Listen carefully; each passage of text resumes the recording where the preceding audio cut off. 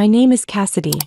After 3 years of relentless work, missing countless family dinners and holidays, to grow a department from 10 to 40 people, I believed the regional chief operating officer position was mine. But at the company's 25th anniversary party in front of hundreds of employees, my father-in-law, also the COO, raised his champagne glass and announced he was giving that role to his niece, Sloane, who had been there 6 weeks. The room erupted in applause while I gripped my glass until my knuckles went white, forcing a fake smile. Have you ever had your achievement ripped away right before your eyes? Leave a comment if you felt that, hit like, and don't forget to subscribe so you can hear my full story, because this is only the beginning. That night's shock changed my life entirely. For the past 3 years, my life had been defined by numbers, endless meetings, and the office lights reflecting off my desk late into the night. 60 hours a week wasn't the exception, it was the standard. I missed my best friend's wedding to close a last-minute deal. Christmas, Thanksgiving, even my own birthday, I spent them either in the office or flying out to meet clients. I kept telling myself the sacrifices would pay off. Richard, my father-in-law, always said, "This company is family, Cassidy. If you give it your all, you'll be recognized." I believed him enough to ignore the strange truth that his real family always got the prime opportunities, from job titles to lucrative projects. When Ethan and I first got married, he was supportive. He'd call me the tireless one and brag about me to his friends. But as time passed, his excitement faded. Lately, when I tried to share updates about my projects or possible promotion, he'd say, "Yeah, that's good," without looking up from his phone. Many nights, he claimed to be working late at the law office, but when he came home, a trace of unfamiliar perfume lingered on his collar. I didn't want to suspect anything, but his distance made me feel like a stranger in my own marriage. At work, I didn't do my job, I built something. When I took over operations, there were 10 employees and a tight budget. I spent months recruiting, training, and restructuring processes. We grew to 40 people and revenue tripled in 2 years. I knew every employee's name, who had a newborn, who was struggling financially, who needed extra encouragement to meet targets. I considered that my duty as a leader, even if my title never reflected it. At rare dinners with my in-laws, Richard would talk about the company's victories, always using "we" when describing success, but never mentioning me.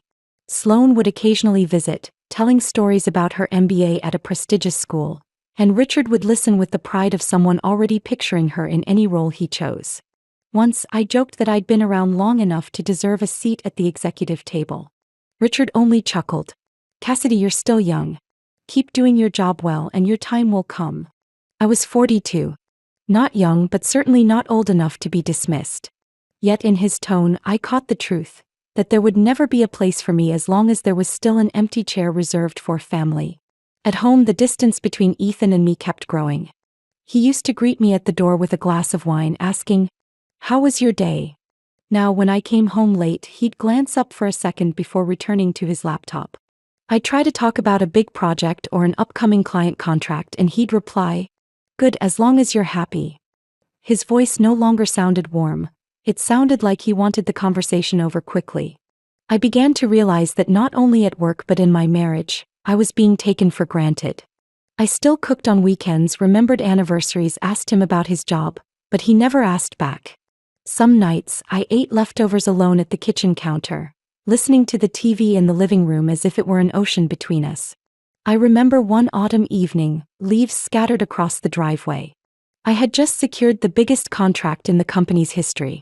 I opened the door ready to tell Ethan, but the house was dark. He'd texted, "Dinner with clients, home late. No congratulations. No questions." I stood in the living room holding the file, feeling my excitement drain away like cold water. So I kept going. Kept believing that if I worked hard enough, stayed loyal enough, Richard would see my worth. That Ethan would be proud and supportive again. And then that night at the Chicago hotel proved that belief was nothing but an illusion. Earlier that afternoon, I only planned to reheat my homemade soup in the break room. The 12th floor lounge was right next to Richard's office. Thin walls that carried every sound if someone spoke loudly enough. The click of familiar heels echoed before I could press the microwave button. A young, slightly tense voice spoke. "I'm really not sure I can handle this." I knew instantly it was Sloane. Richard's voice followed. slow, certain. Cassidy's done well at keeping things steady, but she's too safe. We need someone younger, bolder. I froze, hand still on the button. Richard lowered his voice, but the words still cut through the thin wall. She's 42. There's nothing fresh left there. I heard Sloane's soft laugh, then her hesitation. But I've never managed a department that size. Or those big clients. Richard reassured her without pause. Cassidy will train you. She's got nowhere else to go. The words landed like a cold blade to my chest. Nowhere else to go. In my mind, every contract I'd closed, every sleepless night over strategy plans, every connecting flight to meet a client, suddenly became proof that I was merely a placeholder until they could put one of their own in place. Through the wall, Sloane still sounded uncertain. I'm afraid I'll ruin relationships with the big clients. They know Cassidy. Richard chuckled, deep and confident. That's exactly the problem. They're too comfortable with her. We need change, to get them used to a different style. You'll bring new energy, fresh ideas. To Richard, the trust and stability I had built weren't assets. They were obstacles. Sloane's voice softened, almost guilty. But she's so dedicated. I don't want her to be upset. Richard's reply was firm. Cassidy's family. She'll understand. I heard the clink of a glass on the desk, likely ending the conversation. But those words stayed with me, heavy as stone. Family will understand. But in his eyes, who counted as family? Blood ties, or the daughter-in-law who had kept his company running smoothly for years. I returned to my soup, my hand trembling slightly. The warm chicken aroma suddenly seemed bland. I carried it out of the break room with no intention of eating. In the hallway mirror, I saw myself, navy suit perfectly pressed, hair neatly pinned, but my eyes had lost their familiar light. I walked straight back to my office and shut the door. On my desk sat 3 framed Employee of the Year awards from the past 3 years. Once they had made me proud. Now they looked like medals given to a gatekeeper, loyal, steadfast, and easily replaced when the time came. The sounds from Richard's office still drifted faintly down the hallway, fading into indistinct murmurs. In my head, one thought repeated over and over. They had planned this long ago. And I was the last link they needed to keep in place until they could replace me with one of their own. I leaned back in my chair and closed my eyes. My heart didn't erupt in anger the way I thought it would. It went cold, like a lake sealed under ice. The kind of cold no apology could thaw. If that morning I'd still been telling myself I needed to push a little harder, by that afternoon everything had changed. I knew in Richard's eyes I was never a long-term choice. And once you know you're only a temporary piece, no one foolishly stands still, waiting for someone else's next move. That night I came home later than usual. The highway was still packed, headlights sweeping across my rearview mirror in bursts, gisty like my thoughts, flickering, tangled, unable to find a way out. All day Richard's words had been replaying in my mind, broken up by Sloane's hesitant voice and his reassurances. When I opened the door, the smell of tomato sauce still lingered in the air. The kitchen light was on, but the dining table was empty. Ethan was in the living room, laptop on his lap, eyes locked on the screen. He glanced up briefly when he saw me. Home? No. How was your day? No real glance of interest. I hung up my coat, stepped into the kitchen, then turned back. I want to talk to you for a minute, if that's okay. Ethan frowned slightly, closed his laptop and set it aside. About what? I sat down across from him, fingers interlaced to steady myself. Today your dad officially announced Sloane as regional COO. Ethan raised an eyebrow, then gave a slight nod as if he'd known already. Yeah, he mentioned it. I've waited for this opportunity for 3 years, Ethan. 3 years of grinding, sacrificing almost everything, and they gave it to someone who's been here 6 weeks. My voice shook, not from anger but from the sting of betrayal still fresh. Ethan was quiet for a moment, then spoke like he was choosing each word. Dad's only doing what's best for the company. Sloane's younger, she can bring new ideas. You should accept it. So what are you saying? That I'm too outdated for the job? That everything I've done over the past 3 years means nothing compared to a shiny new MBA and a blood connection? Ethan avoided my eyes, his fingers tapping lightly on the armrest. Don't make this personal. I let out a short, sharp laugh. Personal? This is my career. My life. I was pushed aside in front of the entire company, and my own husband tells me not to take it to heart? He let out a sigh and rose from his seat, the signal that the conversation was over. I don't want to fight, Cass. Dad's made his decision, and the more you push back, the worse it's going to get. So you're siding with him? Ethan offered no reply, his footsteps already carrying him toward the stairs. I listened to his footsteps fade, leaving behind a thick, heavy silence. I thought about finding something to eat, and when I opened the fridge, the light spilled over a familiar box. The apple tart I'd bought last week, his favorite. Still untouched, the lid still bearing the note I'd written in marker. For our Friday night. I held the box for a few seconds. The sugar glaze still shimmered, but it had begun to dry. Just like the way he used to care for me. Once sweet, now only for show, with no one actually enjoying it. I put the box back and shut the fridge. The soft click echoed in the quiet kitchen, but to me it felt like a period at the end of something. Outside, the December wind rattled the trees, dry leaves scraping the sidewalk like endless whispers. In my mind, I started threading things together. The dinners he came home late. The way Richard dodged my questions about the timing of the appointment. The looks I got at work today, some tinged with pity, others with careful avoidance. And now in my own home I couldn't find a place to lean on. The feeling of being shut out wasn't at the office. It had seeped into my marriage. I realized I'd been alone for a long time. Tonight was the first time I couldn't pretend otherwise. The next night I sat at my home desk with a brand new leather notebook.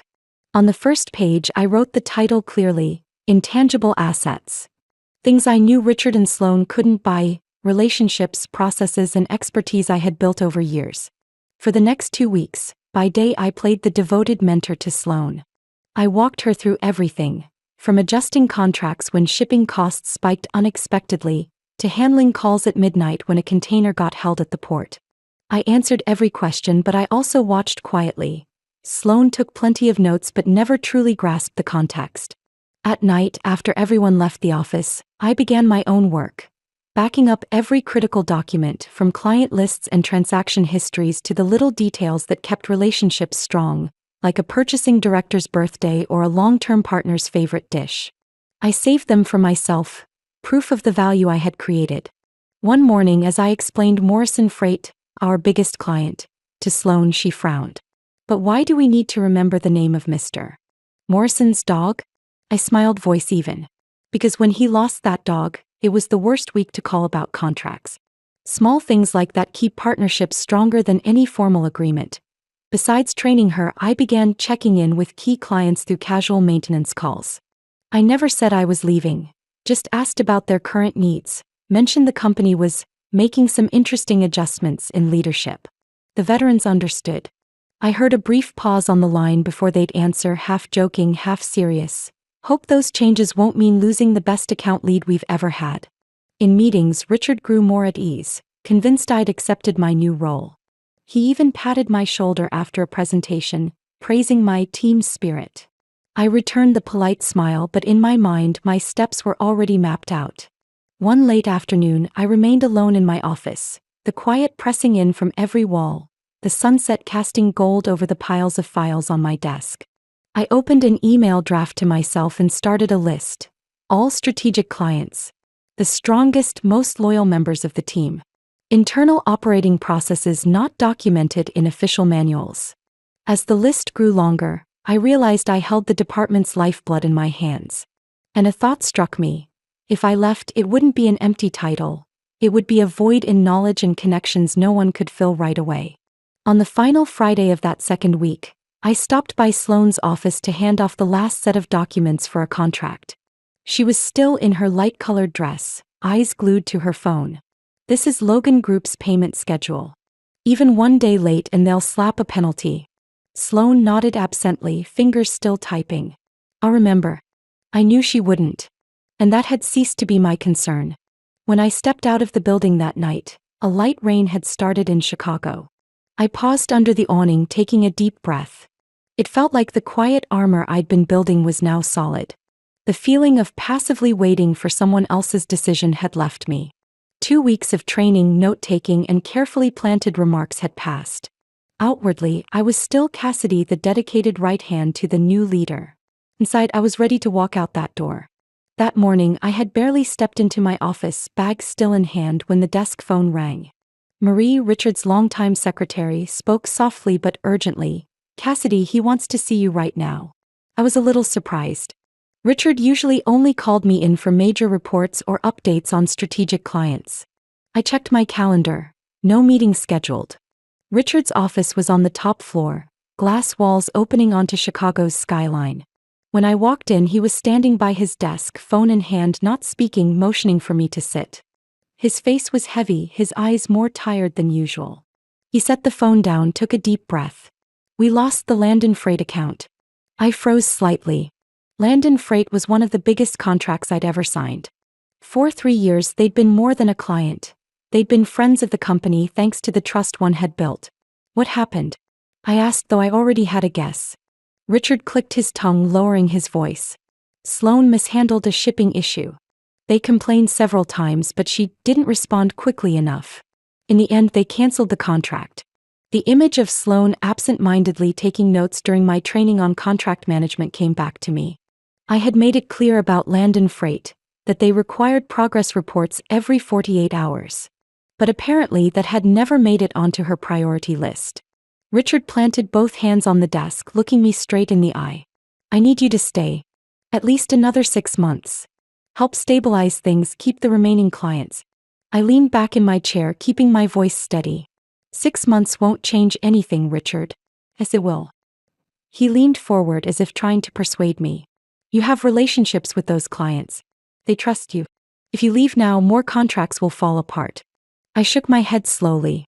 "I've already planned my path forward. And you are not in it." In that moment, the room went so silent I could hear the ticking of the clock. Richard's expression flickered with shock before shifting into a mix of anger and disbelief. "Cassidy, this isn't business. This is family." "Family?" "A family where my work is labeled temporary, so it can be handed over to blood relatives? A family where a mistake by the new one gets excused, but I'm shoved aside without a word of warning?" His jaw tightened and he turned toward the window as if to end the conversation. I rose to my feet, steady and unwavering. "I'll finish my work for the rest of my time here. But I won't stay a single day beyond that." That evening when I came home, Ethan was sitting in the living room. He looked at me, his eyes no longer warm. "Dad said you refused to help the company during a tough time." I set my bag on the chair, forcing myself to stay calm. "I didn't refuse to help. I refused to give another 6 months of my life to a place that doesn't respect me." "You're betraying the family, Cass." "Betraying?" "Ethan, I worked myself to the bone for 3 years for this family. And what did I get? A chair handed to someone new and a request to train them to replace me. If there's betrayal here, it's not from me." His eyes dimmed, but I didn't care to read what was in them anymore. Between me and them was now a gap nothing could fill. That night, I went to the kitchen for a drink. When I came back, Ethan was still there, as if he wanted to say something but stayed silent. I walked past him without looking back. In my mind, the decision was sealed. Tomorrow I would write my resignation letter. Not to prove anything to Richard or to answer Ethan's accusations, but to free myself. I wrote it on a Monday morning before the office had fully filled. Just a few brief, emotionless, and politely worded lines. "Thank you for the opportunity. I valued the experience. I will fulfill my responsibilities until the final day." He read it, frowned, and looked up. "You're sure, Cassidy? Once you go, there's no coming back." "I know." My last day at Aldridge Logistics passed quietly. A few colleagues hugged me tightly. Others simply nodded, eyes averted as if afraid of being caught in the middle. I packed up my desk, fitting a few personal items into a cardboard box. A framed photo, a handful of pens, and a ceramic mug with a saying I used to love. "Do the right thing even when no one is watching." Only a week after leaving, I got a call I initially thought was a wrong number. "Hello, is this Cassidy Moore?" "This is Madison Clark, CEO of North Point Logistics." Her voice was low, clear, and carried the confidence of someone used to leading at the highest level. I was momentarily thrown. "Yes, this is me. Maddie." "Clark, James Porter has spoken very highly of you. He said if I want to improve North Point's operations, there's no one better than you." I leaned back in my chair, picturing James's face. A former major client, someone I'd helped more than once when shipments were stuck at the border in the middle of a winter night. "That's a surprise. James is a great partner. And he thinks you're the only one he'd trust with contracts worth hundreds of millions." I'd like to meet to discuss a position I believe you'll be interested in. 3 days later, I was sitting in a glass conference room on the 20th floor of North Point's headquarters, looking out at the Chicago River glittering in the morning sun. Madison walked in wearing a sharp gray suit, shaking my hand firmly enough to convey trust. Cassidy, I'll be direct. North Point is expanding aggressively into the South and East Coast markets. I need a regional vice president of operations, someone with decision-making authority, leading the team and managing top-tier clients directly. She continued, the position comes with a salary 40% higher than what you currently make, plus a seat on the strategic council. And I'd like you to start as soon as possible. I didn't answer right away. I wanted to understand more about the people and the culture here. Madison, I have to ask, why me? You could choose anyone in this industry. She smiled. I choose the person clients trust. Experience can be learned, skills can be trained, but trust can't be bought. James said when he called you in the middle of the night, you answered and solved the problem right away. That's exactly the kind of leadership I need. Her words touched a part of me that had been neglected for too long at Aldrich, where my contributions were treated as a given. We spoke for nearly 2 hours. About the company's growth strategy, about crisis management. I could see Madison's eyes light up when I broke down how to retain clients through details most people overlook. Before I left the room, Madison stood. I'll let you think it over, but I'd like to hear your answer soon. That night, I sat alone in my kitchen, the warm light pooling over the printed contract on the table. The salary, authority, and growth opportunities were clear. But more than that, it was the feeling. Here, from the first meeting, my value was seen. The next morning, I called Madison. I accept. Her voice came back, decisive and satisfied. Welcome to North Point, Cassidy. We have a lot of work to do. On my first day at North Point, I walked into the building with a completely different feeling. Everything was bright, open, and full of energy. Instead of cautious or measuring looks, I was met with firm handshakes and genuine smiles.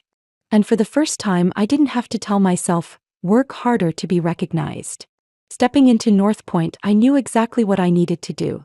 Not to prove myself to Richard or anyone at Aldrich, but to confirm to myself that all those years of dedication had never been meaningless.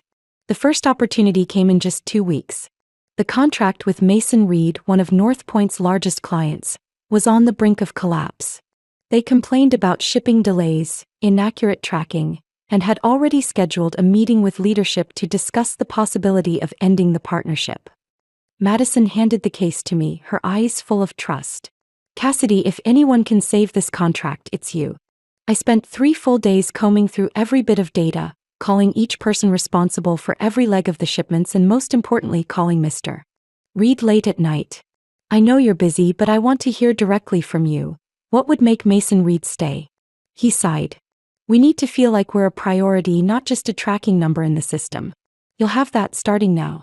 2 weeks later, Mason Reed not only stayed but signed an expanded service package. In the review meeting, Madison looked at me and smiled. I knew you'd get it done. From that success, I began implementing a new client management model, combining automated data with personalized relationships. Instead of relying solely on software to track orders, we built human profiles for each partner. Collaboration history, preferences, habits, and details no system could store. 3 months later, revenue from strategic clients was up 25%. The board called it the Cassidy effect. I simply saw it as finally working in a place where good ideas were acted on, instead of dismissed because they came from the wrong person. Word spread quickly. One morning while checking emails, I saw a message from John Peterson, the purchasing director of a Dallas logistics company I had managed at Aldrich. Cassidy, I hear you're at North Point. If that's true, I'd like to talk about moving our entire contract over to you. I hadn't spoken to John since leaving Aldrich, but he had found me. When we spoke by phone, he explained, I had no issues with Aldrich until you left. Since then, the response times are slow, mistakes pile up, and I'm tired of repeating things you always remembered. John wasn't the only one. Within 2 months, 3 more former clients reached out, asking if North Point could handle their needs. I never solicited them, but they came because they trusted me, and because the promises they'd been given at Aldrich were no longer kept. At an industry conference in Houston, I happened to walk past Aldrich's booth. Sloan was there, forcing a smile at visitors, but I could see the worry in her eyes when she noticed familiar faces passing by without stopping. After the opening session, I ran into Sarah Collins, an operations head at a rail freight company I'd once worked with. We shook hands and she said bluntly, "Cassidy, I don't know the story of how you left Aldridge, but they're losing clients left and right. And the only reason I ever hear is, Cassidy's not here anymore." Her words kept me quiet for a long moment. I didn't feel the satisfaction some might expect. Instead, it was something more complex, a mix of pride and sadness. I had spent a large part of my life building those relationships and seeing them wasted in someone else's hands. I only felt sorry for the people who were still there. At North Point, success kept building on success. I was invited to join the strategy group for international market expansion. Every morning, walking into a sunlit office, I was greeted with questions about new ideas, not the scrutinizing looks I used to know. And most importantly, I had learned to let go of meaningless expectations in places that never intended to value me so I could focus on places that truly saw my worth.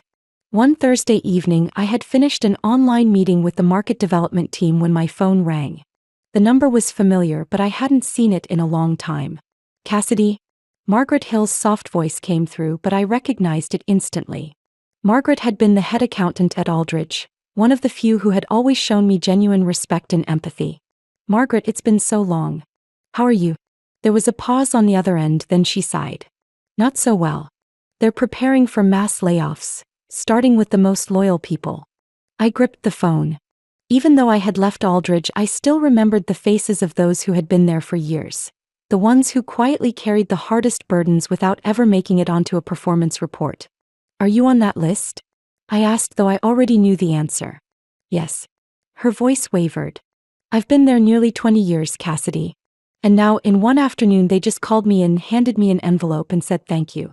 I asked directly, "Would you want to work somewhere your experience and dedication are truly valued?" "You mean?" "North Point is expanding.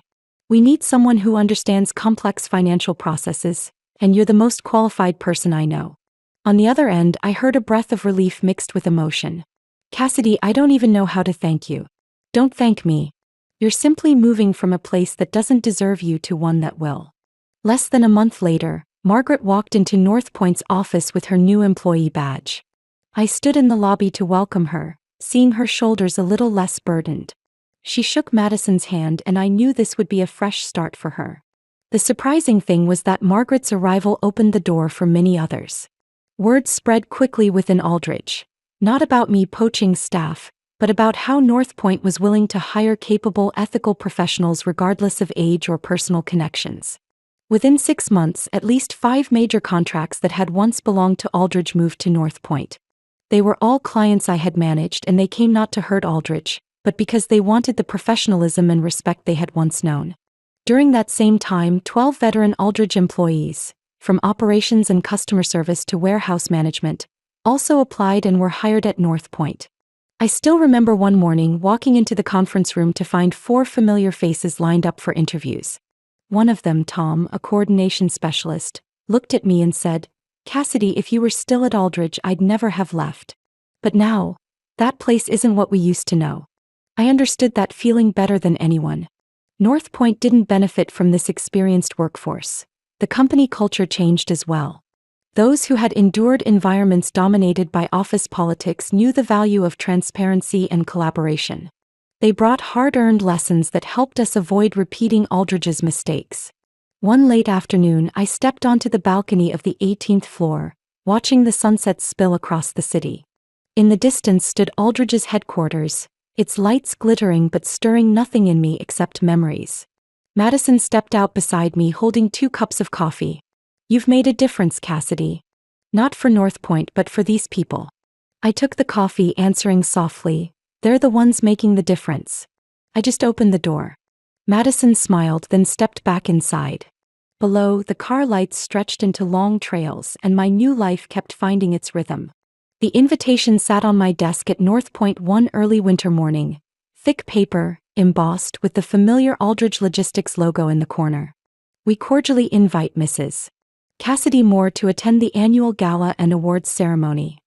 I read it twice, then a third time. Nothing in the card explained the reason, but I understood. Richard never did anything without a purpose. Over the past 6 months, North Point had consistently signed contracts Aldridge had lost. I guessed he now wanted some sort of public gesture to salvage the company's image. That evening, I told Madison about it while we were reviewing the quarterly report. "You're planning to go?" she asked, her eyes both curious and cautious. "I am.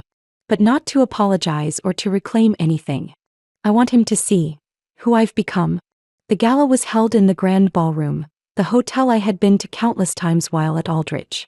This time, I chose a deep green velvet dress with a bateau neckline and long sleeves, simple but sharp. My hair in a low bun, my mother's pearl earrings the only accent. Walking through the lobby, I caught a few familiar faces. Some smiled in greeting, others avoided my eyes. The air felt awkward, as if my presence reminded them of things they'd rather forget. When the background music softened, the MC took the stage. Richard's opening speech began as it always had, talking about challenges, accomplishments, and the family spirit of the company. I took my seat at a table with a group of major North Point clients, listening to every word with the calm detachment of an outsider. Then he moved to the awards. Categories were called one by one: outstanding sales, customer service, innovation and operations. I was taking a sip of water when I heard the MC announce, "And this year's special award, the Lifetime Achievement, goes to Mrs. Cassidy Moore." Applause broke out. I hesitated for a moment, then walked onto the stage. Richard stepped forward with the gleaming glass trophy, his expression carefully pleasant. "Cassidy, your contributions over the years have left a lasting mark. Even though you're not with Aldridge anymore, we want to recognize that." I took the trophy, its cool weight in my hand. Holding the microphone, I looked out over the audience. Former colleagues, people I had worked alongside for years, clients, and Sloane sitting near the stage with her face tight. "Thank you. Working at Aldridge taught me many lessons. About business, about people, and about myself. One of them is, loyalty has value when paired with respect." I continued. "Without that, leaving isn't a loss, it's a beginning. And sometimes to find where you truly belong, you have to walk away from where you've been, no matter how hard it is." I paused, glancing at Richard. His eyes no longer held the confidence they had at the start. "I appreciate the time that's passed, but I'm also proud of the path I'm on now, where ideas aren't dismissed because they come from the wrong person, and achievements aren't overlooked because they come from the wrong bloodline. I hope everyone here, if faced with that choice one day, will choose the place that sees their true worth." I set the microphone down and bowed to the room. Applause began at Margaret's table, now my colleague at North Point, and spread outward. Not everyone clapped, but enough for me to know the message had reached someone. Stepping off the stage, I saw Madison standing at the doorway, smiling and giving me a small nod. As we walked out together, I glanced back once. Richard was still seated, his hand resting on the now empty trophy base, his eyes distant. Outside the hall, the cold Chicago night air swept in, crisp and clean. I gave Madison's hand a light squeeze. "You okay?" she asked. "Better than okay." We stepped out onto the street, our heels clicking softly on the sidewalk. No need for revenge, no need to go back to prove anything. The success and freedom I now lived were the clearest answers I could give. What do you think of my story? If you were in that situation, would you stay to protect what you built or walk away to find a place that truly values you? I believe that in work or in family, loyalty only truly matters when paired with respect and recognition. Sometimes, having the courage to leave an environment that no longer fits is the best way to open new doors. Share your thoughts in the comments. Your story might be the encouragement someone needs while facing a difficult choice. And if you want to hear more thoughtful, relatable stories about life, family, and unexpected turning points, don't forget to follow the channel so you won't miss a thing. I promise, there are many more stories waiting to be told.